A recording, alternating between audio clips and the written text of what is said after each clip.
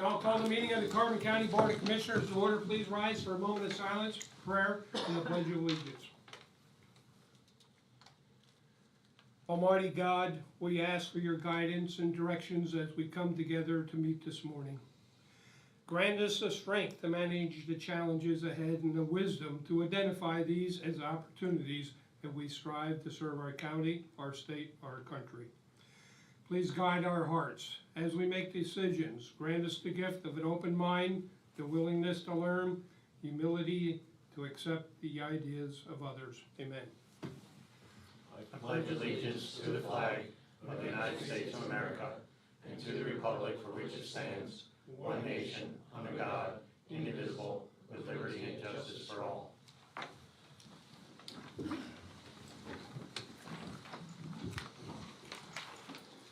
These proceedings are being recorded for the sole purpose of constituting the accuracy of written minutes. Tapes are reused, eliminating recorded records of these proceedings. Approval of the minutes of the previous meeting held September 8th, 2022. Motion approved. Second. Mr. Honor? Yes. Mr. Lukasevich? Yes. Mr. Notstein? Yes, are there any guests concerning county business at this time? Hearing none, we'll move on. Okay, Next item is the presentation by Mr. Andrew Cohill from Design 9, the broadband feasibility study. would you like to join us up here? Make sure. Morning. Good morning. I appreciate the time this morning. I just want to give you a brief report on the broadband work we've been doing over the last several months.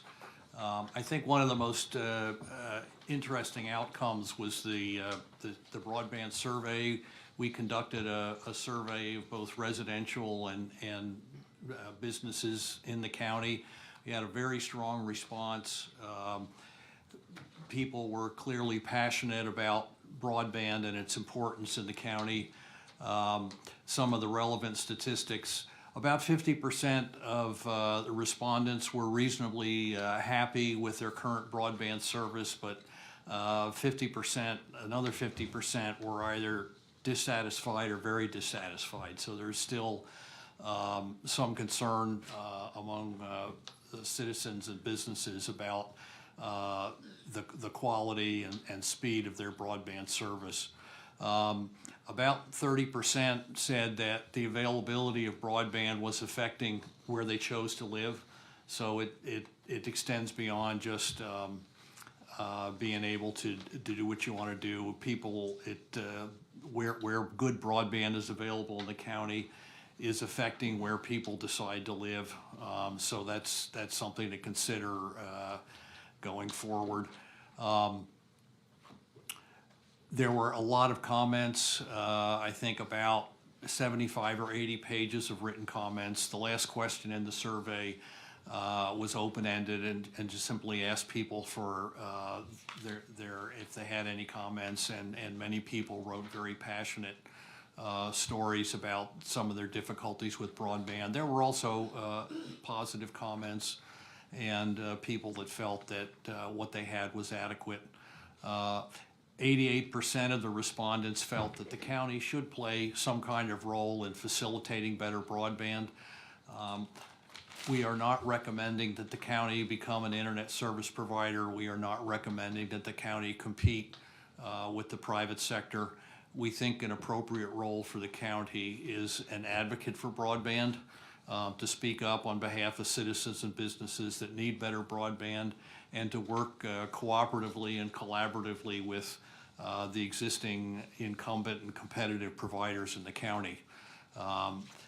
There is now and going to be, particularly in 2023, substantial funds available from both the state of Pennsylvania and the federal government for improvement of broadband infrastructure, and we would encourage the county and the providers in the county to vigorously go after those funds.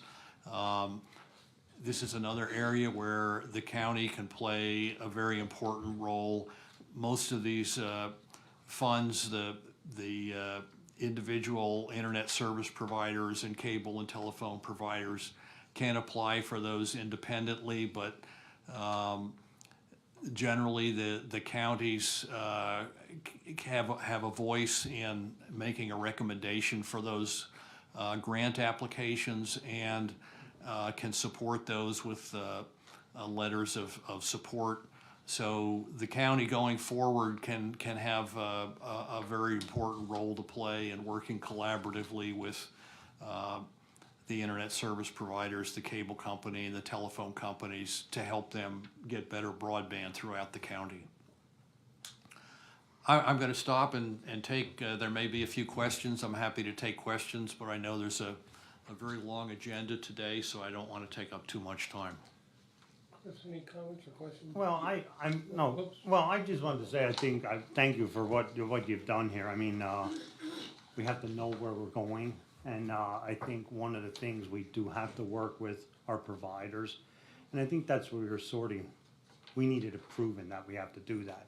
And there are a couple providers in the county, it's just not one. And I think for us, I think like even our previous meetings, we got libraries that you think would have proper internet service and they don't.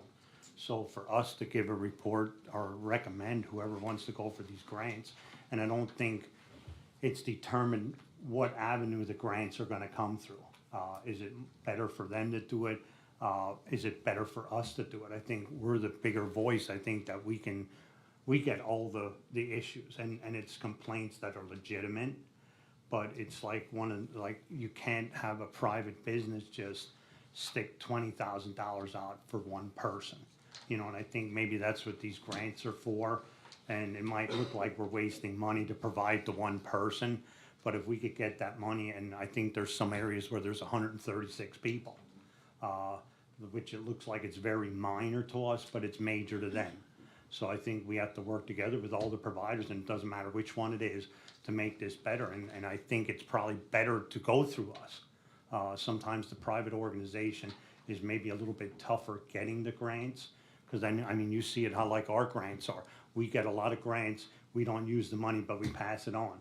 And I think that could be appropriately done with all these other providers too. Andrew, I do have a handful of comments. First and foremost, you, Jack, and your team have been great to work with.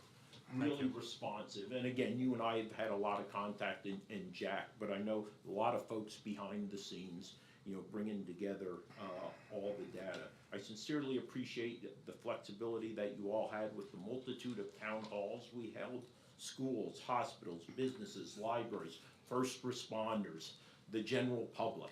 I mean, the COG, the Council of Government. So you really made yourself available to gather that information. And along that, not only do I believe you educated the Board of Commissioners, but you educated the public of what was out there, what isn't out there, and ways we could potentially move forward of using the funds that are now available. Now, the environment for funds has changed significantly since we started this process. We originally applied through the Appalachian Regional Commission with Carbon Chamber, who assisted us financially also, to have this study, because we thought as a county we were going to be doing this alone, out there seeking these grants. And this was really before, you know, the BEAD money became available. So while that environment has changed, this has prepared us significantly to be an advocate for existing internet or broadband providers and others who may want to enter into this area to ensure the and underserved are actually now provided the service that they need to telework, teleeducate, and have telemedicine opportunities. So I sincerely appreciate that. Importantly, the FCC, we know, I think they delayed the release of their updated data, what they're referring to as their fabric, which is in lieu of census tract, is actually going to be who has or who could have internet by actual physical resident or building location. There might be a delay to that, but a lot of the information that we've already mapped with our GIS department that you provided from the survey is going to allow us to challenge what we may see as inaccurate data, where the needs are in the county and where they are not. That's another significant helpful aspect of this study. And I'll also mention in regards to advocacy, the County Commissioners Association of Pennsylvania, in its annual conference last month, approved an addition to our PA Counties platform that calls for the Pennsylvania Broadband Development Authority to give counties an active role in the forthcoming grant process that they're developing. That is, for us to have a concur, non-concur with proposed projects that'll take place in Carbon County. And again, this document is going to help us make better informed decisions should we be given the opportunity to have that active role in the process when it comes to investing in the infrastructure of Carbon County. So again, thank you so much, and I know this is going to be, if not already, it's posted on our website for everyone. So thank you for providing that for us. And I'll turn over to Commissioner Osteen. Yeah, my biggest concern now is with the county being the applicant, we certainly do not have the expertise nor the time to be writing the grants. We're already stressed out. It takes a certain degree of expertise, and I'm hoping we could pull all our providers together to give us that input. And I know we're going through it with other grants where the paperwork is horrendous. The requirements that you have to fulfill are horrendous. Sometimes there's one particular grant we're working on now that $250,000 that's starting to cost us more than we're getting because of all the paperwork and backup documentation and staff time and even having a professional grant writer for us, and that it's really making it difficult on us, and sometimes it's just not even worth the effort.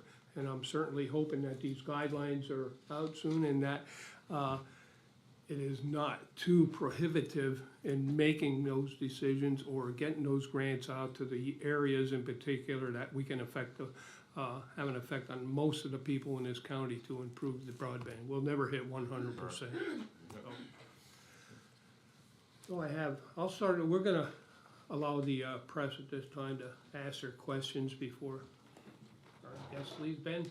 In the study, how often, or maybe you can just elaborate on the difference or what you're hearing as far as quality versus affordability? I think the primary complaint was speed, particularly upload speeds. There's a lot of the responses indicated that download speeds were okay, but upload speeds, if they were trying to work from home or do two-way video conferences for during the COVID crisis for distance learning or work from home was difficult because of the asymmetric upload and download speeds. There were a number of comments about prices, but I wouldn't say that stood out as the primary issue. I would say speed was one generally, and then there was a lot of people that have very poor. There's clearly in the study, people on DSL really felt like they were suffering. People that had cable type internet had speed complaints, but in general there were fewer complaints. So there was a noticeable broadband gap, if you will, between the unserved and underserved and what's called served. But what regions of the county would you say were hit the hardest by this, or are being hit the hardest? It's certainly the more rural areas. Most of the towns have cable internet, and it's for many people it was deemed generally accurate. But the farther you get out into the rural parts of the county, you had more people on DSL rather than cable internet, and those were the people that were having the most difficulty. Were there options for higher speeds available there? Well, Carbon County's interesting. In a lot of other areas, there's often some wireless internet service providers that are trying to service those more rural areas where cable internet's not available. Carbon County has a very limited amount of that, what's called fixed point wireless internet. So some of the rural areas here are at a disadvantage compared to other parts of Pennsylvania and other parts of the country. Did the study recommend any solutions or anything like that, or is it just kind of the data? Well, it's both. We, as I said, I think we're recommend, our primary recommendation is the county continue, as they have by commissioning this study, continue to be an advocate for broadband, to work collaboratively with the service providers. In terms of grants,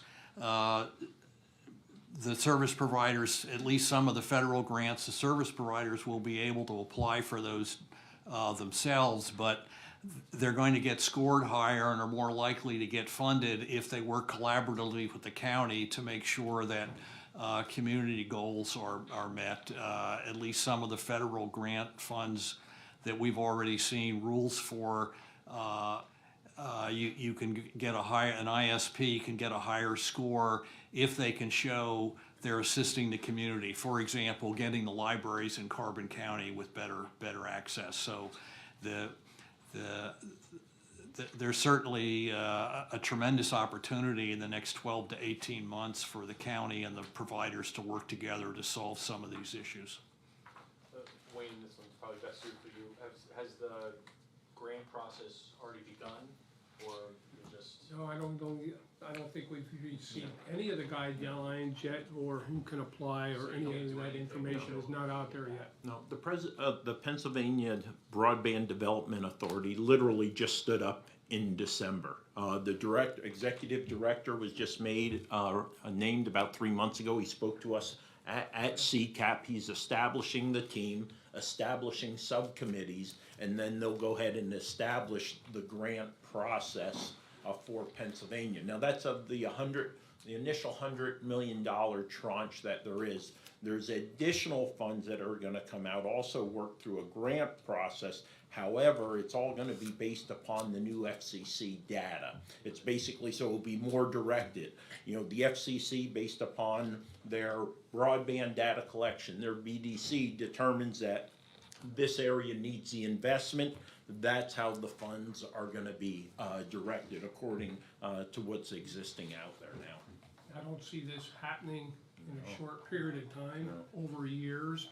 I'm hoping the funding doesn't have a deadline or anything to be, at least to be committed to a project or anything, because I just see it as taking maybe 2 years, maybe just to get started.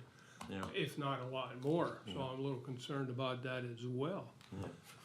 I think you'll see also, we talked about affordability. Sometimes, and I don't think it was necessarily evident in the study because the way the questions were asked, they're very concise and asked about what are you paying for internet or broadband.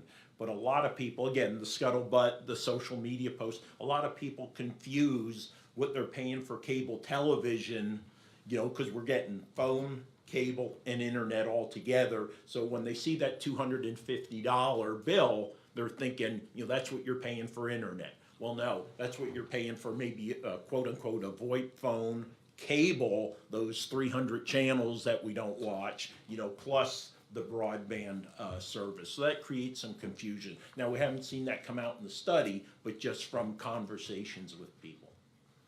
And if you look in the book, like this is the study, the whole thing, there are actually maps in here of the served and underserved areas, so you'd have to look that up, and I mean, all the information's in there. Anything else, Ben? No, that's it. Thank you. Amy? Commissioner, looks at it, you said this was going to be posted online, the report? It's already available. Go to the website or social media. Nicholas was going to have it up at 10:30. Perfect, thank you. Has, the report been sent to the internet providers that are currently serving Carbon County so they can review it as well, or? It's available on the website and social media for everyone. Yeah.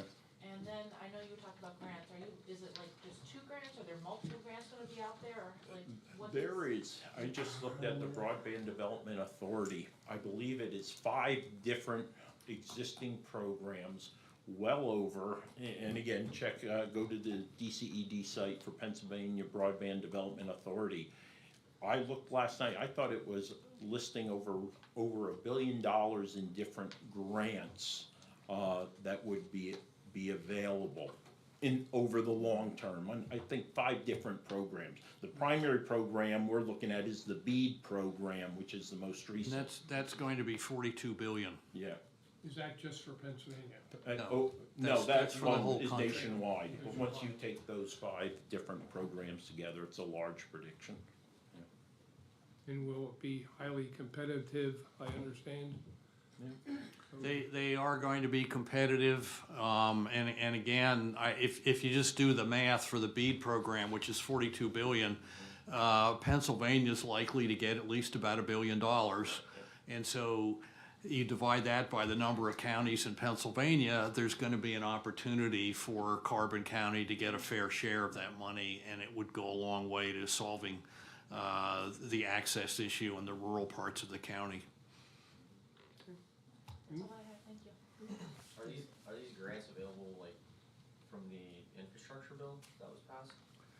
Yes, well, as Commissioner Lukasevich indicated, there's going to be both federal and state grant funds available. Some of the federal money is going to be passed through to the states in entities like the Pennsylvania Broadband Development Authority. Other states have other ways of distributing those funds, but there's also CDBG funds, which are federal housing and urban development funds. There's some other pots of money that are available, so there's not just one pot of money. They're from multiple sources, both at the federal and the state level. You might remember, James, I believe it was within the last month or two, there was a local community, either Weatherly or Packer Township, that did make a request to use CDBG funds to connect a few homes or a couple homes in their municipality. So it's an example of using CDBG funds that are already available. Any further questions by the news media? By the board? Hearing none. Thank you, sir. Thank you so much, Andrew. Okay, we'll continue the department reports, budget transfers. Motion approved. Second. Mr. Honor? Yes. Mr. Lukasevich? Yes. Mr. Notstein? Yes. Excuse me, Ellie, you Yeah. can do the recorded. Oh, I'm sorry. Executive. If I There were missed- none. No. Sorry. I have mine all written up, so I didn't forget about it. Supplemental appropriations. Motion approved. Second. Mr. Honor? Yes. Mr. Lukasevich? Yes. Mr. Notstein? Yes. Expenditures, approval of payroll check numbers 74609 through 74642, and direct deposit check numbers 6045565 through 6045997 for the payroll paid through the payroll fund checking account for all county funds totaling $647,464.62. This is the payroll dated September 9th, 2022. Motion to ratify. Second. Mr. Honor? Yes. Mr. Lukasevich? Yes. Approval of check numbers 231021 through 231153 for expenditures to the general fund clearing account totaling $1,129,136.99. Motion approved. Second. Mr. Honor? Yes. Mr. Lukasevich? Yes. Mr. Notstein? Yes. The treasurer's report? Move to accept. Second. Mr. Honor? Yes. Mr. Lukasevich? Yes. Mr. Notstein? Yes. The personnel report for county departments. Move to approve. Second. Mr. Honor? Yes. Mr. Lukasevich? Yes. Mr. Notstein? Yes. The acknowledgements for courts and row offices. Move to acknowledge. Second. Mr. Honor? Yes. Mr. Lukasevich? Yes. Mr. Notstein? Yes. Correspondence was received as listed. Copies will be made available to the press upon request. Animal shelter, HVAC, for approval and execution. Proposal received from Snyder Hoffman Associates Incorporated of Bethlehem, Pennsylvania, to provide a mechanical and electrical consulting engineering services for a new HVAC system for the animal shelter at a total cost of $17,600. Additional services would be billed as hourly rates as per the attached. Motion approved. Second. Mr. Honor? Yes. Mr. Lukasevich? Yes. Mr. Notstein? Yes. Archives, for approval and execution, a service agreement with Reynolds Business Systems of Allentown, Pennsylvania for the Archives Department. A Kofax technical support and software upgrade annual agreement effective November 1, 2022 through October 31st, 2023, $316.03. The hardware and software professional services annual agreement at $760. This is an increase of $37.05 from the prior year. The total cost is $1,076.03. Move to approve. Second. Mr. Honor? Yes. Mr. Lukasevich? Yes. Mr. Notstein? Yes. Advertising for approval. Authorize the advertisement of the second public hearing notice and Zoom meetings regarding the fiscal year 2022 CDBG funds and application for entitlement and non-entitlement communities. Move to approve. Second. Mr. Honor? Yes. Mr. Lukasevich? Yes. Mr. Notstein? Yes. A bid award. A recommendation was received from the Director of Planning and Development to award the contract for the Community Development Block Grant bid opening on September 1, 2022. Mahoning Township Street Improvements, Center Road, reconstruct and pave Woodlawn Drive to Maple Drive fiscal years 2019, 20, and 21. To Recon Construction Services Incorporated of York, Pennsylvania, at the bid amount of $222,815. Motion approved. Second. Mr. Honor? Yes. Mr. Lukasevich? Yes. Mr. Notstein? Yes. Children and Youth for approval and execution. Fiscal year 2022-2023 purchase of service agreement submitted for Diacon Child, Family, and Community Ministries of Topton, Pennsylvania, as per the attached rates. Motion approved and execute. Second. Mr. Honor? Yes. Mr. Lukasevich? Yes. Mr. Notstein? Yes. County policy for adoption. Policy number 2022-03, updating of the initial employment period policy to include jury duty as an exception for pay during the first 6 months of employment. Motion adopt. Second. Mr. Honor? Yes. Mr. Lukasevich? Yes. Mr. Notstein? Yes. For adoption of policy number 2022-04, updating of the jury duty and other court appearances policy, removing the completion of 6 months of employment requirements. This will ensure that all full-time, non-union employees will receive no loss in pay when they are called to serve for jury duty. Motion approved. Oh, go Second. ahead. No, second. That's good, Rob. Mr. Honor? Yes. Mr. Lukasevich? Yes. Mr. Notstein? Yes. Planning and Development for approval and execution. Documents to be filed with the Pennsylvania Department of Community and Economic Development for the fiscal year 2022 CDBG grant application. This includes general applications, the CDBG disclosure report, the residential anti-displacement plan, and the grantee's statement of goals. Move to approve and execute. Second. Mr. Honor? Yes. Mr. Lukasevich? Yes. Mr. Notstein? Yes. Sheriff's Office for ratification.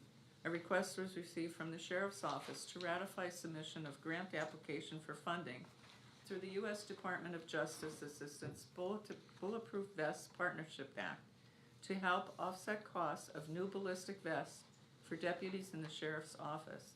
Estimated cost is $3,625. The grant will pay up to 50% of the cost. Move to ratify. Second. Mr. Honor? Yes. Ms. Lukasevich? Yes. Mr. Notstein? Yes. Another grant funding, award of funding in the amount of $1,812.50 from the U.S. Department of Justice Assistance Bulletproof Vests Partnership Act to help offset the costs of the new ballistic vests for deputies in the Sheriff's Office. This is the agenda item number 22-482. Move to approve. Second. Yes. Mr. Notstein? Yes. For ratification, request from the Sheriff's Office to ratify submission of grant application for funding through the U.S. Department of Justice Assistance Bulletproof Vest Partnership Act to help offset costs of new ballistic vests for deputies in the Sheriff's Office. The estimated cost is $4,350. Grant will pay up to 50% of the cost. This is the 2022 request. Move to ratify. Second. Mr. Honor? Yes. Mr. Lukasevich? Yes. Mr. Notstein? Yes. Solicitor's report? Thank you. Seeking a motion for approval and execution of a banner request from St. John's Lutheran Church of Jim Thorpe, Pennsylvania for the 51st Annual Switchback Scamper 10K Run, 5K Walk on October 23rd, 2022. The banner to be displayed from October 9th until October 24th, 2022. Move to approve and execute. Second. Mr. Honor? Yes. Mr. Lukasevich? Yes. Mr. Notstein? Yes. Mock Chunk Lake Park, seeking approval and execution of a special activities agreement from Heather Heffelfinger and Jennifer Wexler of Tamaqua, PA, for a beach wedding to take place Saturday, October 15th, 2022, from 2 p.m. to 3 p.m. Move to approve and execute. Second. Mr. Honor? Yes. Mr. Lukasevich? Yes. Mr. Notstein? Yes. For the Clerk of Courts, seeking motion for approval and execution of an agreement with TransUnion of Boca Raton, Florida for TLO XP program at a cost of $130 per month for a 12 to 36 month period. Move to approve and execute. Second. Mr. Honor? Yes. Mr. Lukasevich? Yes. Mr. Notstein? Yes. For the Correctional Facility, seeking motion for approval and execution of an agreement with Prime Care Medical Incorporated of Harrisburg, Pennsylvania, with modifications to the Business Associate and Qualified Service Organization Agreement as recommended by me, the County Solicitor. Approve and execute. Made the motion. I'll make the motion. Mr. Honor? Yes. Mr. Lukasevich? Yes. Mr. Notstein? I don't know if I trust him. Right. This is that guy.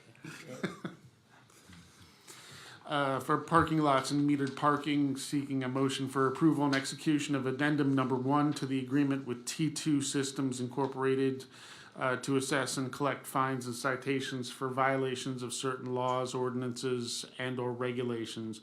The term of the agreement will be for 3 years with an automatic renewal for 1 year unless written notices provided at least 90 days prior to the expiration of the current term. During the term of the addendum, citation collection services will collect a flat fee of $10 per each referred account collected. Move to approve and execute. Second. Mr. Honor? Yes. Mr. Lukasevich? Yes. Mr. Notstein? Yes.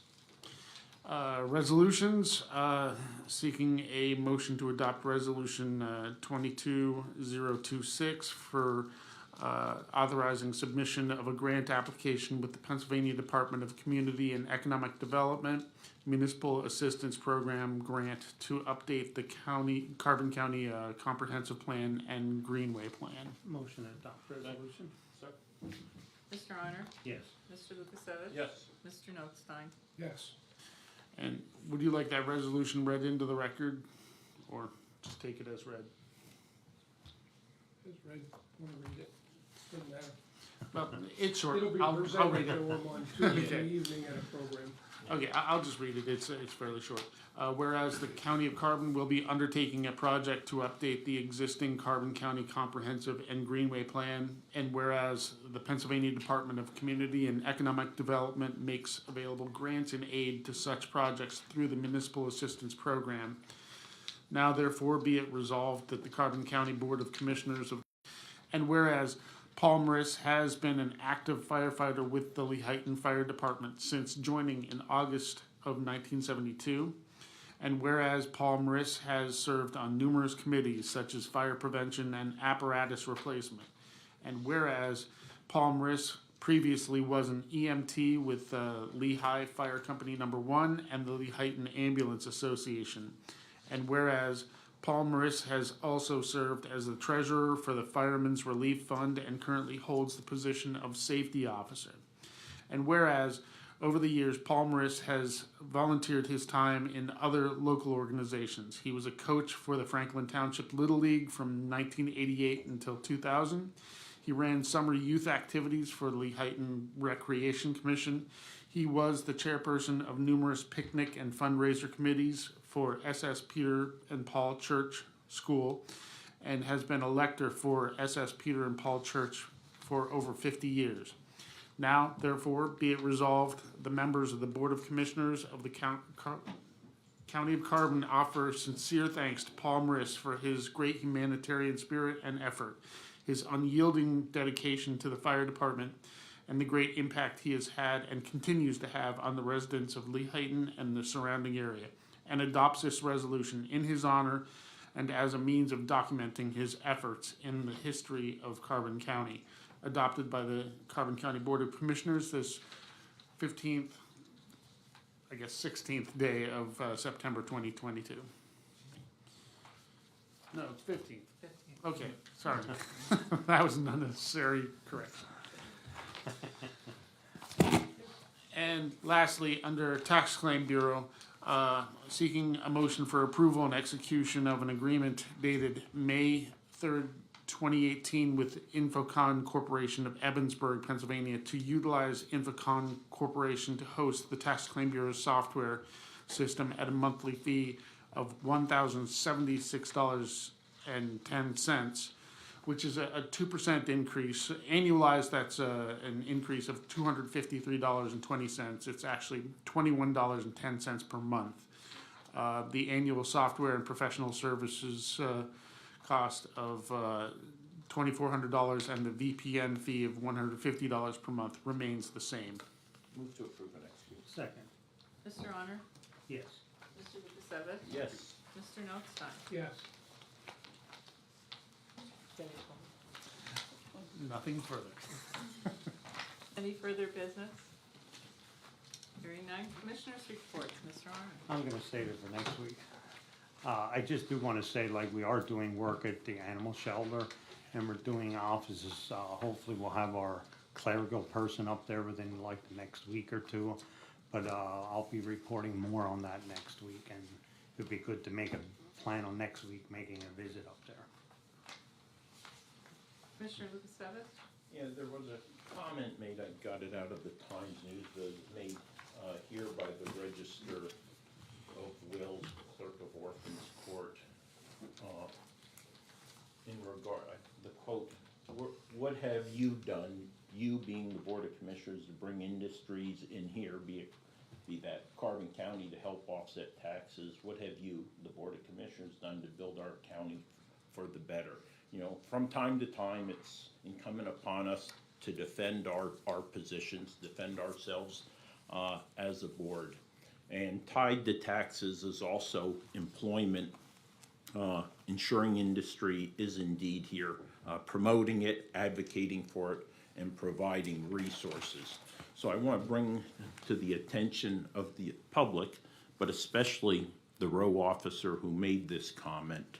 You know, in January 2020, when this board assumed its position, unemployment was at 5.6% in Carbon County. Today, the unemployment rate is at 4.7%. We've had a net gain of 500 additional employed Carbon County residents. We've had a reduction of unemployed over that same time of 300 individuals, and with a 400 person increase in the labor force. We did indeed lose New England Motor Freight, KME. KME was expected. New England Motor Freight wasn't unexpected. But in New England Motor Freight today, we have Estes is in there. At KME, we have the railroad, Reading, Blue Mountain, and Northern has purchased the property, and we have a pending notice of another business coming in to that property. During the same period, we have 2 new hospitals in Carbon County. And again, like the railroad, they are nonprofit or are not taxed on their property, but it's the business that they bring the individuals they bring into this county that spurs development. Someone such as the Register of Wills, who ran as a Republican, should know that as Republicans, governments don't create jobs. We create an environment for jobs to be created and for industry to provide opportunities for individuals. In addition, I mentioned the railroad. We did sell the railroad, but as part of that, this county and Lansford has received millions of dollars towards economic development.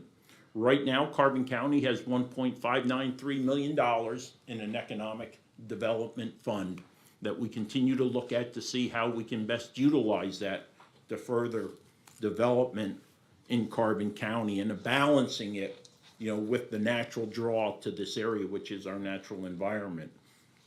So we are doing considerable amount, not simply to bring industry, but balance it with our natural environment and to ensure that county residents have opportunities, that individuals who migrate into Carbon County from other places have a reason to live here and have opportunities to work. So I take offense to the comment to think that we have been passive in our pursuits. As a further indication, we provide both in-kind and direct funding to Carbon County Economic Development Corporation, a county employee, plus a grant of $78,000. And there's no one who can dispute the positive work that the Carbon Chamber has done to promote industry here in Carbon County. That's all I have. Just real quick along those lines, we are waiting for confirmation on a meeting with Bulldog, meeting the owner in the near future, and how we may help them through possible funds through the sale of the railroad. And we are waiting for a price quote right now, or an application for another facility or an addition to an authority. So, yeah, we are doing a little bit here and there, so. Okay, that's all I have today. News media, do you wanna ask questions before we start the retirement board? I have one question, about item 22-489. Is that like a new security service or something that's gonna collect fees, or is that just standard procedure and you're just updating it? That- About the, Oh, Q2, okay. Yeah, all right, so what has happened, we're trying to ensure, we're re-looking at our parking ordinance right now. The solicitor and parking director is conducting a review. And within the last month or two, we discussed how we could more effectively and efficiently collect delinquent citations and inactive citations. And in consultation with the local magistrate, who assumes a significant burden when we have to pass these on to the judiciary system, we came to the conclusion it would be much more effective to have a third party to go ahead and do the collections directly. So no longer will citations at some point go to the magistrate. As soon as they're issued, they exceed the time that's allowed to make payment, they will go to T2, who has a third party and we use for our enforcement, will go ahead and start the collection process. Importantly, they have access and agreements with states outside of Pennsylvania, so we can facilitate the collection process. And that's an area we've had significant challenges with, because we had no way to collect funds from New York, New Jersey, Virginia, Delaware, where a significant number of our visitors come from, and of course corresponds to the number of fines, citations that are issued. That's correct. That's the big reason for doing this, really, is to get those from out of state that we couldn't get to before. So Yeah. hopefully this will increase that revenue or the success of the collecting on the fines. Yeah. Why should only Pennsylvania residents pay for it and let the outside residents park for free? That's not right, so. Yeah. And we do have a backlog of over 300 to be collected, and they're gonna jump right on that. Anything else? Jeannie? To piggyback on that, do you guys have a ballpark figure how much is delinquent in that? I believe it was just around 10,000, but if you call down or walk down and talk to Angelia, she can give you the direct amount. That's She just recent, Right. over the years, I think Yeah. we've lost a lot more than that. Yeah, yeah. But that was from the time, again, from January 19th of last year through now. But she has the specific numbers. Okay. Yeah. And, with the Palm Rifts, resolution, when will that be presented to him? You'll receive that on Tuesday evening at 6 o'clock at the fire company, South Third Street behind. May I get a copy of that? Just, you can email it to me. And then with regards to the vests, do you know how many vests the sheriff's office will be getting through those grants? I don't remember seeing the number. 5. Five? They have a lifespan on those as well. Every so many years, they have to be replaced. All right, that's all I have, and thank you. Mr. Ben, I'm good today. you're good?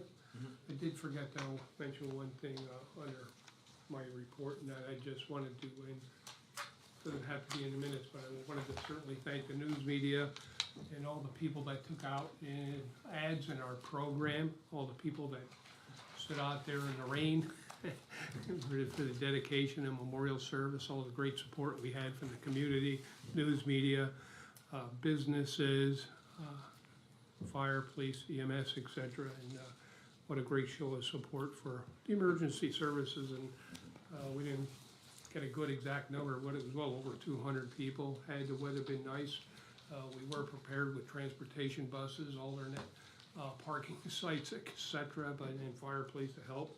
But unfortunately, it rained, but turned out to be a very good day. But I just wanted to express my gratitude to everyone that did make it, and I understand why a lot of them didn't make it, but thanks for all the support, and our work is only beginning. We have to finalize our policies, procedures, and permits, or, the scheduling, things like that. Got a long way to go yet. And it should be done. We had a construction meeting yesterday. Should just about be completely done in 3 weeks with paving, fire linings, et cetera. So just wanted to give you a quick update on that. Okay, all right. Okay, if you're leaving or you're staying for the retirement board, Sarah has a real interesting report for us today to keep us awake. So Sarah, if you would join us. Sure. You might as well come up now. So.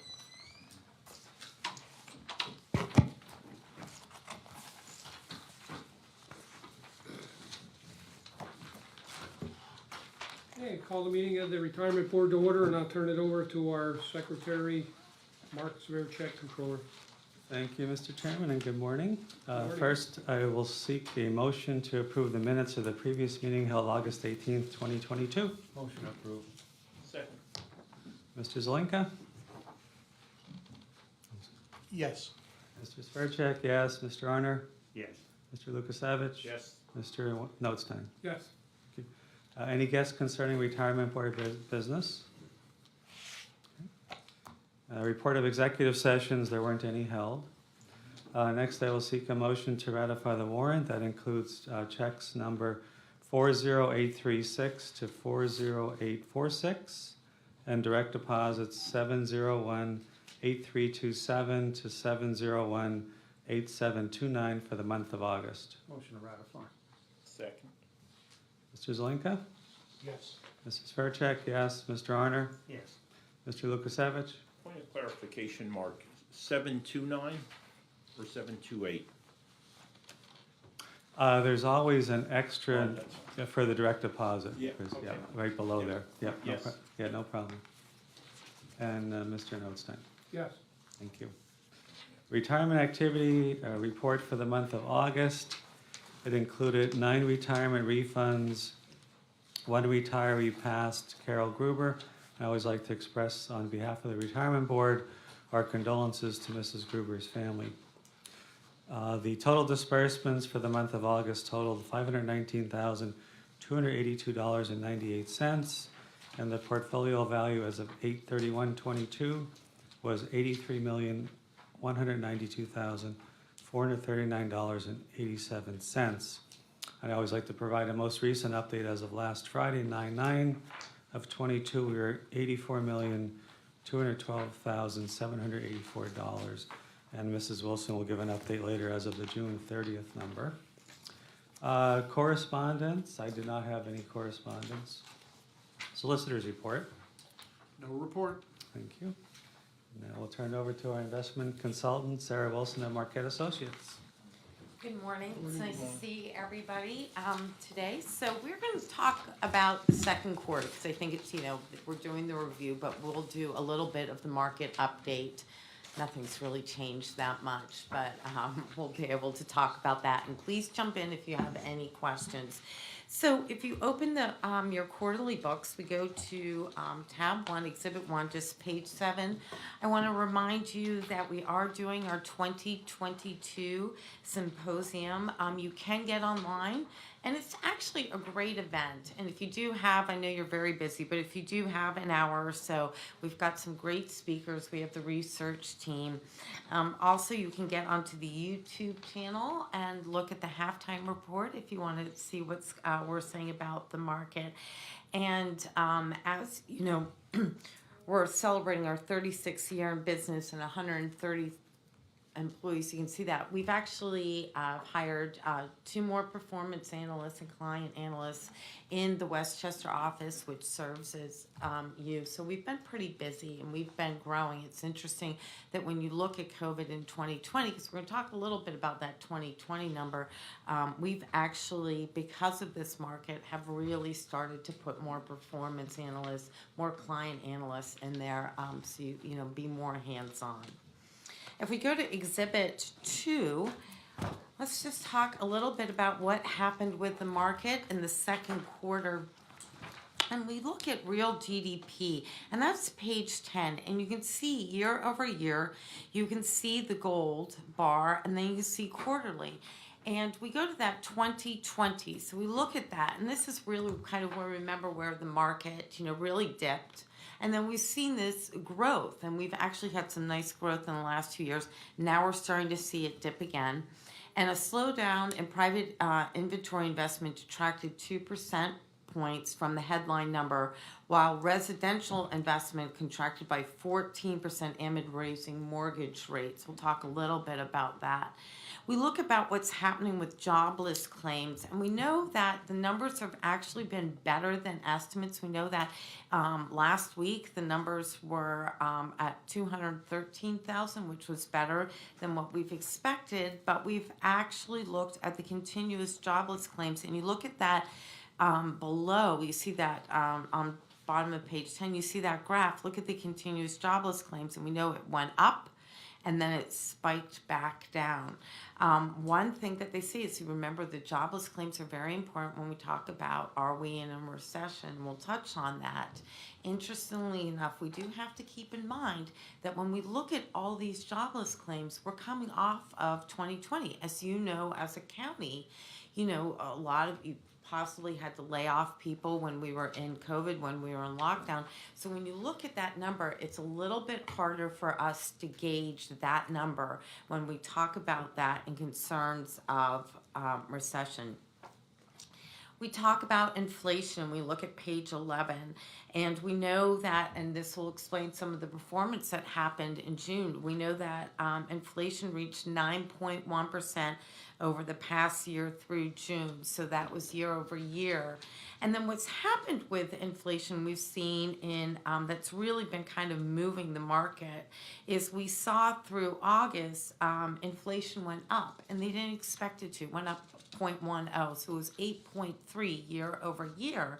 And when we look at what's kind of driving that, because we know prices are going up, and they thought inflation would kind of go down a little bit. But we've had, remember trying to buy a car or trying to get your car fixed in the last 12 months? They kept on saying, there's no parts. Well, a huge amount of inventory came back. So we've really seen car sales spike in August because of that there. So that's been part of that. And we look we expect inflation, a 10-year break-even inflation ended the quarter at 2.29, down from a peak of 3.11 in April. So we're kind of struggling with this inflation. We know gas prices went down. We were expecting, with mortgage rates going up, you expect things to kind of, start going down. I thought this was very interesting. Pittsburgh is the number 3 most expensive places to rent an apartment in the United States versus what you make in income. So you could say, California and everything, New York and everything, but incomes are different. So I thought that was a really interesting thing that's come out.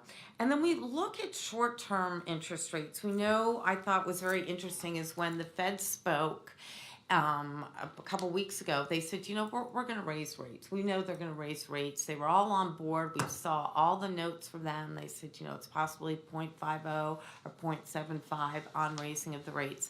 And the market still really reacted to that. There's a lot of people in this market that believes that what is happening with the rates is that we took them down so fast and aggressively. Now we're putting them so fast up. It's really causing this very volatile market. And, in the last couple of days, it's always saying, we'd like to do an update for you. I could sit here and it could change every half hour and what this market's doing. So we really kind of want to find, we know it's going to be a volatile market. We just would like to kind of find its feet in there. And we look at the bottom of that, and we show this, the short-term interest rate chart on the bottom of page 11. And every quarter, it's interesting. So the Fed says, we're going to go up. We're going to raise a couple more times. We expect next week that they'll raise about 75 basis points.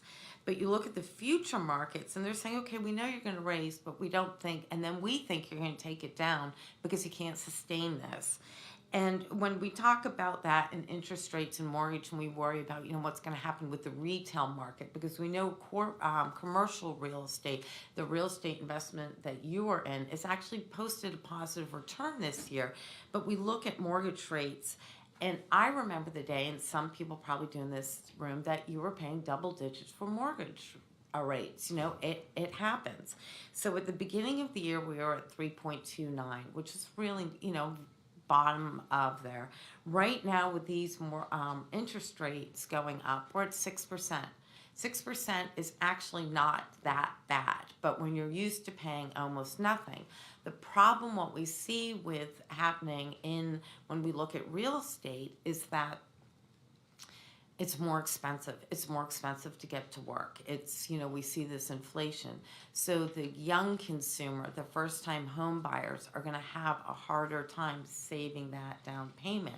2 years ago, when COVID hit and we had those stimulus checks, the American consumer actually saves part of those. You've always heard, people were out buying big TVs and everything. They were actually saving. We actually saw a spike in the American consumer savings. So now, this summer, when we look at what triggered some of those inflation, is that, we have to also keep in mind everything has started to open up again. People are traveling. We've heard, of all the nightmares on airplanes this summer and everything. So the consumer last year was still worried. There were some COVID issues that people weren't, we're now back in full force. So that obviously is going to kind of spike inflation as well, because we keep going back to that March 2020 number of shutdown to there. So it hasn't really been able to balance itself out correctly. If we turn the page, we look at what's happening with the global economy. And I find this is an interesting chart. Pat in our office, some of you have met Pat, he actually found this. And when we look at that, we also want to look at Europe. We want to see what's happening globally, because as an investor, this portfolio and all of our portfolios have exposure to international and global, and you're infected as a consumer. And Sweden has always led the way when we look about what's happening in economic activity in the Eurozone. So we look at the ratio of new orders in that on inventories, and we see that they're starting to contract. We know that, obviously England's having a huge issue. They're trying to put some monetary policies in place. We look at what's happening with their skyrocketing energy costs there. And then China credit. So last quarter, we talked about what was happening in China, and China said at the beginning of the year, we're in a massive lockdown, and they literally locked down because of COVID. So they have had a very difficult time coming back. So they have decided to put $1.1 trillion into infrastructure. So, and we know that China is such a huge exporter to us. We're a huge importer of goods in China. So that is one thing to look at that. And then we talk about that, and we look at global bonds. When we look at central banks taking interest rates higher to reduce inflation, global bonds have entered a bear market. When we talk about what has happened in this market, it was the first time since the aggregate bond index since 1970 that it started that was negative, and it was double-digit negative. So we've hit, and this quarter through 6/30, we have hit a historic, it's only happened 3 times, that the bond market and the U.S. domestic equity market was down double digits. So we are in, it's been a very tough market, and you can see that on page 13 when we look. Obviously, commodities for the year were up 24%. Global listed infrastructure was up 2.9. You do have actually some exposure to that. But we look, there was really nowhere to go, nowhere to hide in this market. You look at U.S. equities were down 16, international down 14, U.S. bonds down 4.7 for the quarter. And years ago, we always said, fixed income bonds, those were the safe place to be. So they have really kind of struggled. We go to page 14, if you'd like to turn there, and we just look, one of the things that you're going to really see in your performance is value stocks topped growth stocks for the second consecutive quarter. So when we see a volatile market, we see a market going down, we know that usually value stocks will outperform the market. And in the last 16 quarters before that, growth stocks have outperformed. So we have seen a little bit of lag on performance. We take a tiny bit of a value tilt. We believe that the portfolio is, because it needs to be defensive in a down market. This is a pension fund. We want to try and preserve as much as we can going down there. And then page 15, I wanted to put this in. I think we have done this. We talk about, are we in a recession? And what is a recession? And, there's been a lot of controversy when you talk about what a recession is. That some people say we are in a recession. Some people say because of the jobless numbers, we aren't. We believe that we're probably, when we look at it, we're probably going to see a recession in the next 12 months.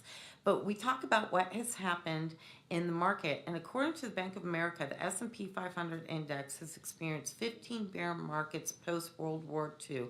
The average drawdown is 32%. So let's go to that on the top of page 15. You look at that chart, and you can see, I think this is interesting. So we look at 3/31/2000 and 10/31/2002. It was down 50%, and we hit a recession. Remember, that was 9/11 as well. So there were some huge changes with that market.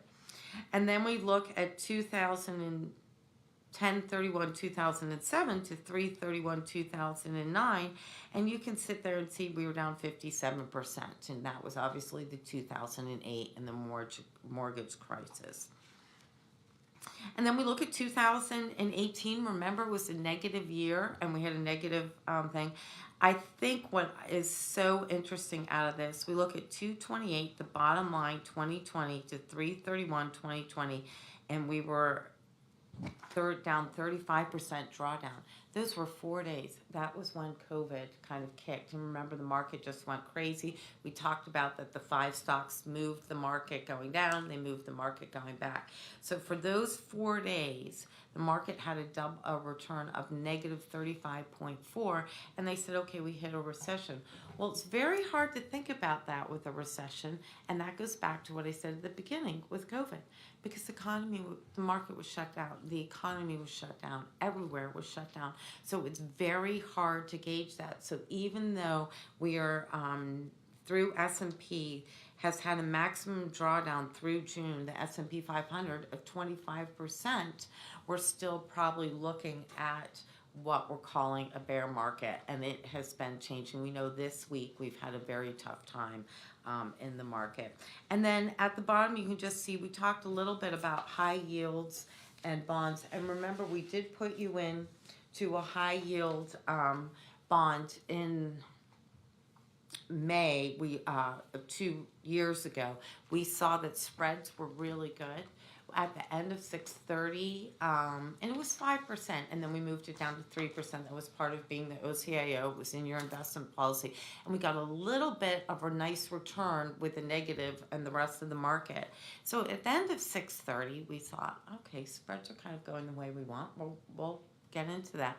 Well, 3 weeks later, we said absolutely not. And so that is one of the things about, when you've decided to move over to OCIO, we can move in and we can move out, and we have moved out there. Are there any questions on the market? Let's go to the page that looks at how you've done. I have to report it's not as bad as the market, but it is what it is. So if we go to page 22, we can look at what the market was. The market value as of June 30th was 82.6 million. We look at the market value as of close of last week, which was September 9th, was at 84.2. So you've had a little bit of gain. We know July was positive. August was a little bit negative. September kind of looked like it was going to be positive, and it's just, we'll see where it ends up. You had a negative return of 10.1, but for the quarter, your policy index did negative 11.2. You outperformed by 110 basis points, and that's exactly what we wanted this portfolio to do. We look at year to date, you had a negative return of 13.8, but you relative policy index was 14.5 negative. So we've seen outperformance in a negative time frame. And you have to remember, since inception, the fund has annualized a return of 6.4, that's since we've been with you, and a net investment gain of 35 million. So you've really seen some nice growth over there. We looked at positive attribution for the quarter. We'll go look a little bit at what the market said, but your asset allocation really helped. Remember, you've made a lot of changes in the last 12 to 18 months in asset allocation, and that's been very, very positive for you. Your outperformance by U.S. equity manager GWK, and that was a manager we put in about 2 years ago, and then your active global and your non-U.S. equity managers. Negative attribution was just fixed income. There is really a very hard environment for any fixed income manager. I mean, they were slightly off. There is nothing they can do, and we know your active manager, C.S. McKee, has done a very nice job for you over the years. Real estate had a return of 3% for the quarter, and for the trailing 12 months, you had a return of 27.9%. That was one of the things that you have put in there, and that has really made a change. And then I find this is interesting. So what we did is we put in for redemption submitted for 9/30/22 in real estate. You know that you take out money, you have all those benefit payments, and it was probably the first time since being with McCartan 11 years, we actually sat there and couldn't figure out where we were going to take money out to pay payments. All right, let's turn to page, let me get your performance. Okay, let's turn to page 40. We can look at just a little bit. We'll talk a little bit about your performance. You can see that your fund composite for the trailing 12 months was down 8.7, but for the market was down 9.5. We highlighted GWK has done well for you. They had a great first quarter. They are under the total U.S. equity composite. They were down 14 versus down 17. And they've actually, since we put them in May of 2020, they've annualized 12.7%. So that's your active manager within your U.S. equity composite. And look at your global piece, ABA Global. Interestingly enough, they did very well for the quarter. And then we put them in August 2020. and they were down, if you look at that number, they're down 21 versus the market of 18.4. We pulled them. We said, you know what? They're not doing what we want to do. And how about that? Usually will take, 3-4 years, but we made that decision. We did that last week in the investment committee, and we actually put them, that money into the Fidelity Total International Index. So this is where, yet again, if you had to make that decision, we'd have to get 3 people in here, you would have to decide to fire them and everything else like that. So, we have been, sometimes I can look at these portfolios, and I can see the same people there, the same managers for 5-6 years, and we won't make a change. But when we need to make a change, we just do it. So we did do that. And then Artisan has struggled a little bit, but we like them. They're a global opportunity funds, and they are a growth fund. And as we said, value stocks are outperforming right now. MFS, low volatility global equity, has done well for you and outperformed. And they've actually averaged, you've had them in September 2015. That's at the bottom of the global equity composite. And they've done an annualized 8.2 versus 7.5 there. We look at your non-US equity composite, and that's on page 41. And we look at Wellington. We put in Wellington in January 2022. They have done well for the quarter. When we did put them in, they were just off a little bit. It was just the timing of them, but we're very comfortable with them. And Harding and Loevner as well. They're small, international small cap. We look at real estate. Morgan Stanley Prime Property Fund. You've gone into that, and you've consistently annualized since inception 10.8% since October 2018. And when we funded that, we funded it out of fixed income. We also funded it out of equity to take some of the volatility out of equity. So if you think about it, 50% of that was funded out of fixed income in a negative market. So you have done over the trailing 12 months, 27.9%. We know that they struggled a little bit in 2020 in COVID. We've seen that all real estate managers, not only them, have made a lot of changes. They've gotten out of the retail, they've gotten out of some of the office space, and they've really gone, what's driving commercial real estate right now in these funds are actually storage units and industrial. You think about, the Amazon warehouses and everything. I mean, they've really gone into there. We look at infrastructure. Infrastructure, unfortunately, was just where you've gone in. We got you in January 20 of this year. It was negative 6.9 versus the infrastructure of negative 7.5. It's just what it was. It's more on where the market is. We turn the page and we go to U.S. Fixed income. And just for the quarter, you're a little bit off on there. C.S. McKee was right on the market, and then they outperformed by 0.10 basis points year to date. We look at Lord Abbett High Yield, which we've actually moved out of there. And then we've put you in, we made a decision to put you in Baird Core Plus Bond Fund, which actually is an intermediate core plus bond fund. So as we see rates are going to start going up, you want your managers to be able to lock into some of these rates extending out. So when we look at short-term rates right now, the managers, and 3-4 years ago, remember everybody said interest rates are going to go up, interest rates are going up, and they didn't. Then they went back down, and they went back down. So managers stayed very short, meaning that they didn't want to go buy a 5-year bond at a very low interest rate. But they still have to be invested. So now, for them to sit there, when we look at those short-term managers, they're going to have to wait till those become mature. They can't just go sell them. Why would you buy a bond that's going to pay 1% when you buy a bond that's going to pay 3% right now?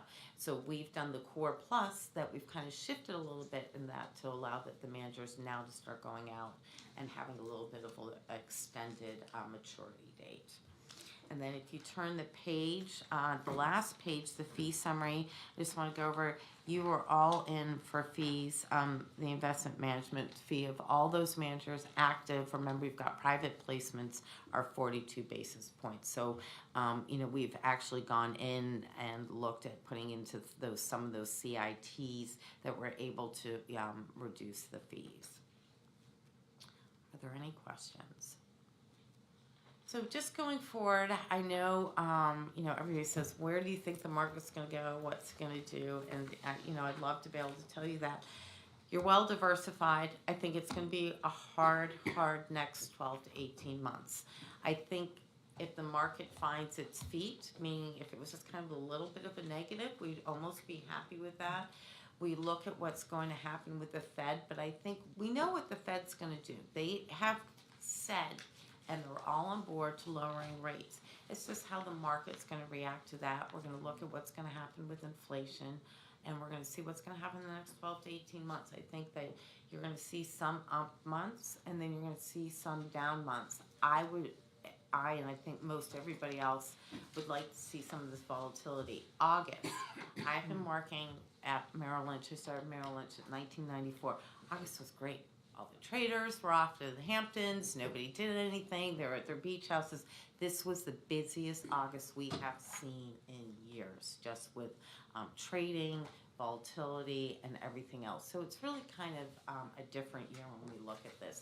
We also know that there are midterm elections coming up, and that will determine some, when we look at policy, elections after everybody knows where everything's going, it's kind of settled down, and then we'll go into presidential. And we know usually in the year of presidential elections, the market kind of slows down a bit as well. So I think these midterms, hopefully the Fed has more clear guidance on what they're going to do, and we hope that they don't get too aggressive, that they have to go too aggressive down. Any questions? Okay, Yep. thank you, Sarah. Thank you, Sarah. Thank you again. Very good. Always like to see everybody. Yeah, thank you. Next, we'll look at anything under new business. I don't have anything. Anything under old business? Anything under further business? Meeting adjourned. I forgot old business. Do you guys have one? Should I send 2 more Yeah, books? you know what? Yeah, I just Yeah, realized that. because I I'm think, so I sorry. think Bob wanted to, Okay, or, so do we who- want- or no, 1, 2. actually her. Like, yeah, no, because So I mean, should I add like 3 more? like you're taking minutes, Okay, I think I you should noticed have that, it. and I realized that, I'm so sorry. No, but you should still in case Yeah. there's something, if So somebody we'll do reports 3, something that you okay. haven't. I'll add 3 more copies. I'm Hey, I so do have a sorry. question for you. Yes. Was this book designed, did you have that shirt on today? No, when I they didn't made think the about design. it. But you know what's even interesting? This was the dress I wore for my headshot for the office. Unbelievable. I noticed details. Oh, I'll have to get a new. I did trim work, so I watch everything.